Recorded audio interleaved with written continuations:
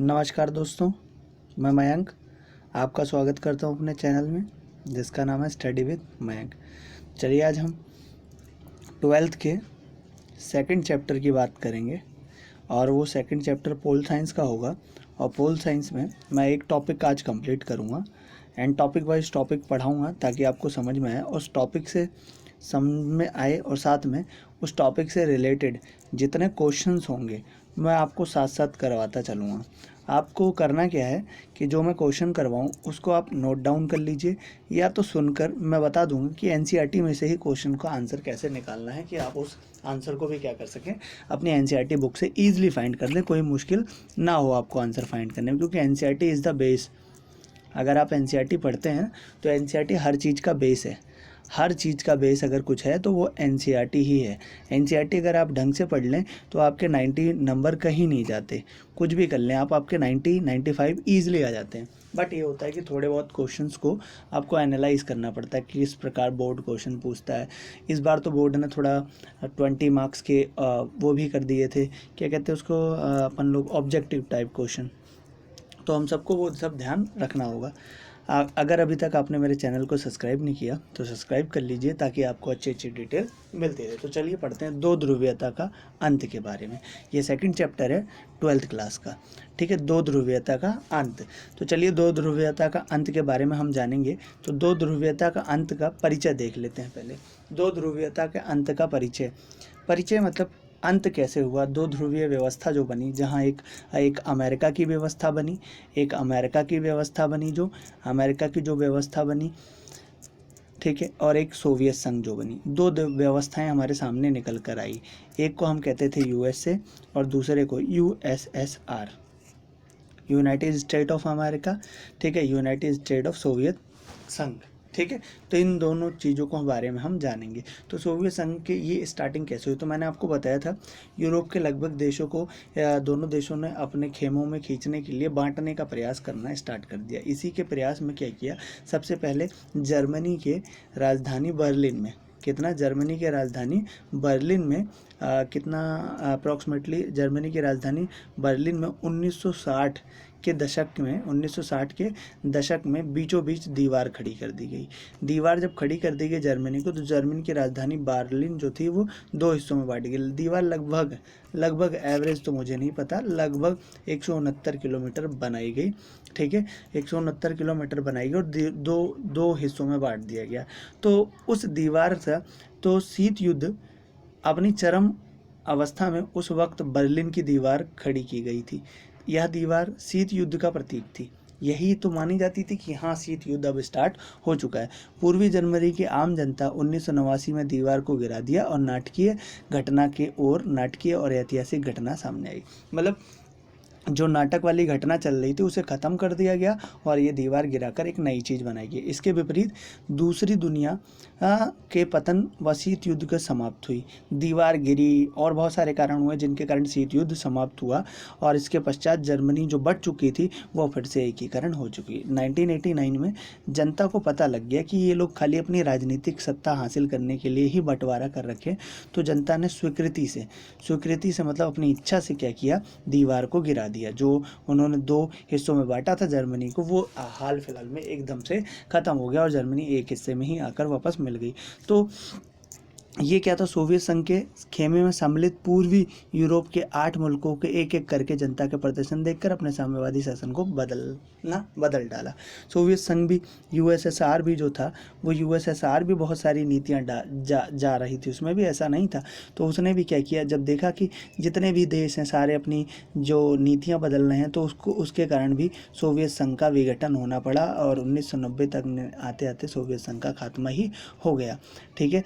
और सोवियत संघ का विघटन हो गया। और विघटन कैसे हुआ, मजबूरी में, दबाव में विघटन करना पड़ा। ऐसा नहीं था कि सोवियत संघ विघटन, नहीं, कोई इच्छा ही नहीं पूरी हो रही थी, जनता अपने आप ही कटती जा रही थी, इसलिए सोवियत संघ को क्या करना पड़ा, गिरना पड़ा। विश्व में व्याख्या करेंगे और हम यह समझेंगे कि सोवियत संघ शासन के पतन के पीछे दुनिया में क्या प्रभाव पड़ा और भारत से सोवियत संघ के संबंध अच्छे कैसे हुए और भारत का सोवियत संघ क्या है सोवियत प्रणाली, इन सब के बारे में हम आगे टॉपिक में डिस्कस करते हैं। तो चलिए, सबसे पहला टॉपिक है, तो खाली वैसे परिचय था। सबसे जो इम्पोर्टेंट टॉपिक है वो इस प्रकार से है। अब हम पढ़ेंगे इम्पोर्टेंट टॉपिक सोवियत प्रणाली का। सोवियत प्रणाली क्या पढ़ेंगे? सोवियत प्रणाली क्या थी? सोवियत प्रणाली, इसके बारे में जानते हैं, बहुत अच्छी तरह से जानेंगे। सोवियत प्रणाली मतलब USSR। क्या था USSR और इसका उदय कैसे हुआ था? इसको सोवियत गणराज्य भी कहा जाता था। सोवियत गणराज्य, सोवियत गणराज्य ये अस्तित्व में कैसे आया था, इसके बारे में हम एक एक करके जानेंगे। मैं NCERT के लाइंस को इसलिए रीड करता हूँ ताकि आपकी माइंड में एक एक बातें जाएं, और अगर आप, जब मैं इससे क्वेश्चन पूछूंगा ना आपसे कि सोवियत प्रणाली क्या थी, तो आप इसी में से पॉइंट चुनकर आंसर भी दे सकते हैं। तो चलिए जानते हैं सोवियत प्रणाली क्या थी। सन 1917 में समाजवादी क्रांति के पश्चात सोवियत गणराज्य अस्तित्व में आया। 1917 में रूस में एक क्रांति हुई थी, और रूस की क्रांति जो हुई थी उसमें रूस में एक पार्टी थी और उसके नेता थे व्लादिमीर लेनिन। क्या नाम था उनका? व्लादिमीर लेनिन था। और व्लादिमीर लेनिन था तो उन्होंने रूस में एक पार्टी की स्थापना की थी।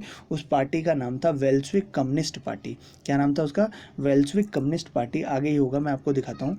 वेल्शविक कम्युनिस्ट पार्टी ये है। तो उन्होंने पार्टी की स्थापना की थी जिसका नाम था वेल्शविक कम्युनिस्ट पार्टी, ठीक है। और ये 1917 रूसी क्रांति का नायक थे। क्रांति के बाद सबसे कठिन दौर 1917 से 24 में सोवियत संघ गणराज्य के संस्थापक अध्यक्ष मार्क्स के आधारण सिद्धांत तथा उसे असली जामा पहनाने के महारथी पूरे संसार में साम्यवाद के प्रेरणा स्रोत यही पुतिन थे, व्लादिमीर पुतिन।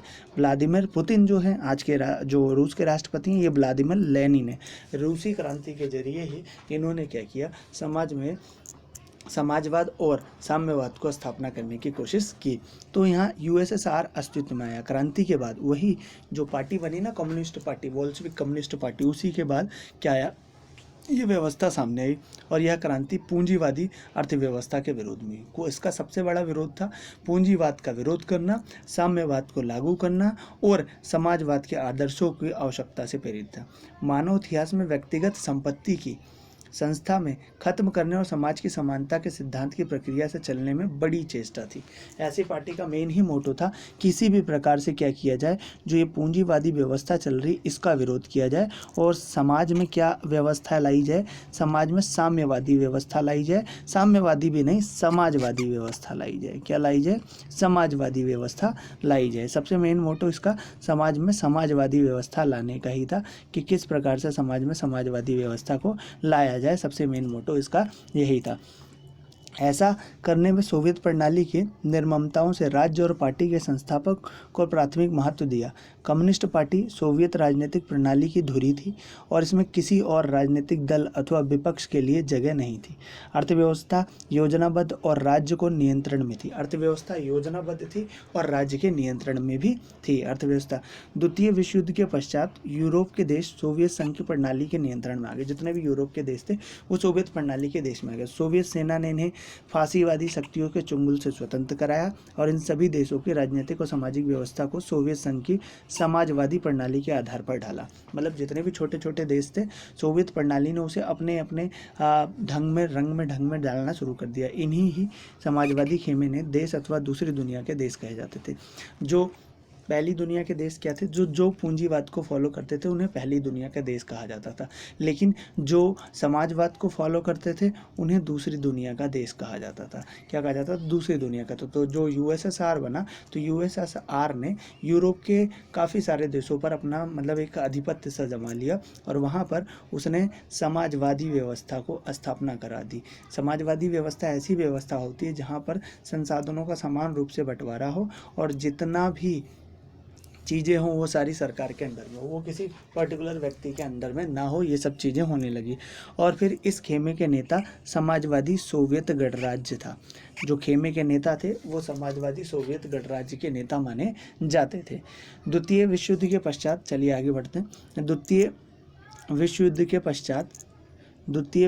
पश्चात सोवियत संघ महाशक्ति के तौर पर उभरा। ऐसा नहीं है कि सोवियत संघ नहीं उभरा, द्वितीय विश्व युद्ध जैसे समाप्त हुआ सोवियत संघ महाशक्ति के रूप में होता। अमेरिका को छोड़ दें तो सोवियत संघ की अर्थव्यवस्था को बाकी विश्व की अपेक्षा कहीं अधिक विकसित थी और सोवियत संघ की संचार प्रणाली भी बहुत प्रसिद्ध थी।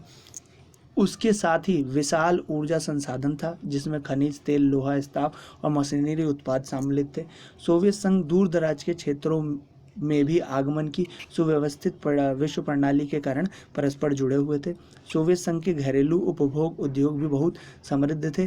पिन से लेकर कार तक समस्त चीज़ों का उत्पादन वहीं होता था, सोवियत संघ में ही होता था, कहीं बाहर नहीं जाना, सब वहीं होता था। यद्यपि सोवियत संघ के उपभोक्ता उद्योग निर्मित बहुत गुणवत्ता के हिसाब से पश्चिमी देशों के स्तर पर नहीं, किंतु सोवियत संघ की सरकार ने अपने समस्त नागरिकों को, सोवियत संघ की सरकार ने क्या किया, अपने समस्त, इधर मैं समझा देना चाहता हूँ कि द्वितीय विश्व युद्ध के बाद सोवियत संघ जो थी एक ऐसी व्यवस्था बनकर सामने आई जिसने क्या किया, एक अमेरिका के बाद अगर कोई दूसरी व्यवस्था थी तो वो सोवियत संघ ही थी जो अमेरिका के टक्कर में चल रही थी, एकदम टक्कर बांध सकती हो। संचार प्रणाली उत्तम थी, विकसित तो हो चुकी थी, जितने भी देश जुड़े थे वो भी इससे विकास कर रहे थे।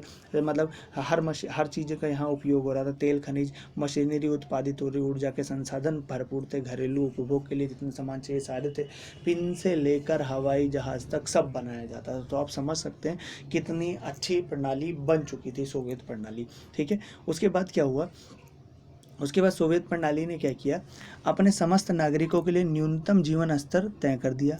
सरकार बुनियादी आवश्यकताओं की चीज़ों, फसल, स्वास्थ्य सुविधा, शिक्षा, देखरेख तथा लोक कल्याण दूसरी चीज़ें रियासती दर पर उपलब्ध कराती, रियायती दर पर, मतलब कम दरों पर उपलब्ध कराती, जो जैसे ज़रूरत थी वैसे कराती।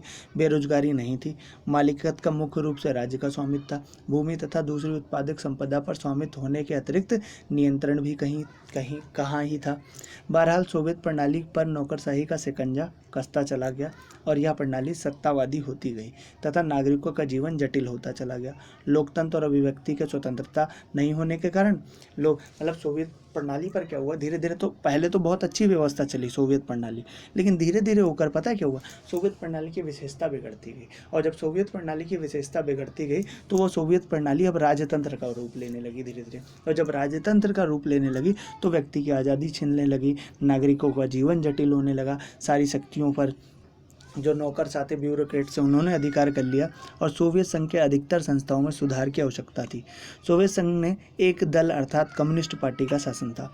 एक दल, एक ही दल में से दो लोग खड़े होंगे, उन्हीं में से एक को चुनो, ये दल का शासन।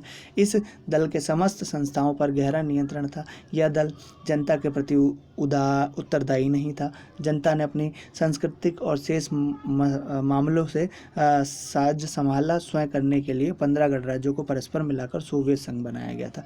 परंतु पार्टी ने जनता को इस जो इच्छा थी वो पूरी नहीं कर पाई। और जब सोवियत प्रणाली जनता की पार्टियों पर खरा नहीं उतर पाई तो क्या था, 15 गणराज्यों से जो मिलकर बनाया था सोवियत संघ को, परंतु पार्टी जनता की इच्छा नहीं कर पाई। तो यद्यपि सोवियत संघ के नक्शे के रूप में 15 गणराज्यों में से एक था, परंतु असल में रूस हर मामले में प्रभुत्व था, रूस का प्रभुत्व मिली तो 15 राज्यों से मिलकर बनी थी, परंतु रूस जो था वो था। अन्य क्षेत्रों में जनता प्रायः उपेक्षित और धीमित अनुभव करती थी।